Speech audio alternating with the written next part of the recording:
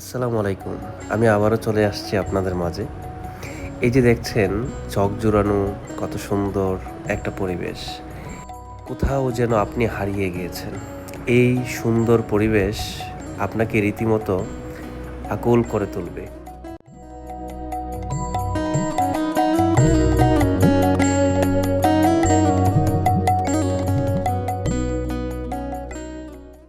এই পদ্মা, এই মেঘনা, এই যমুনা সুরমা নদী তটে আমার রাখাল মন গান গেয়ে যায়।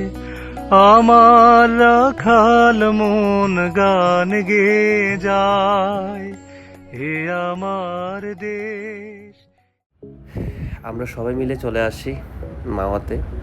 মাওয়ায় এসে তারপর সেখানে ইলিশ ভাজা দিয়ে রাতের ডিনারটা সেরে নেওয়া।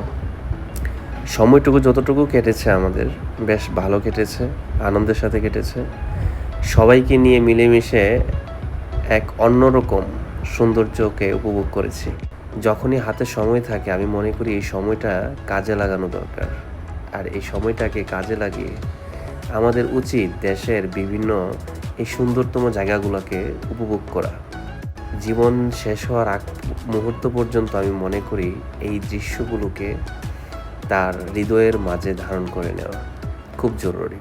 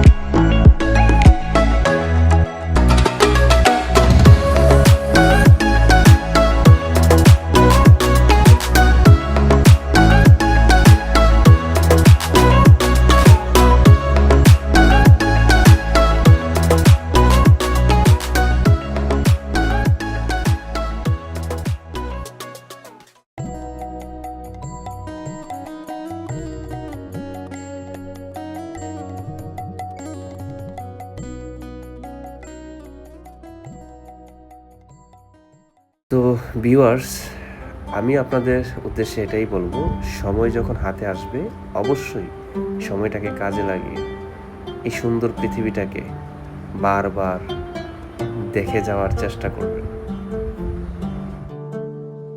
আজ এই পর্যন্তই। ভালো থাকবেন, সুস্থ থাকবেন। আল্লাহ হাফেজ।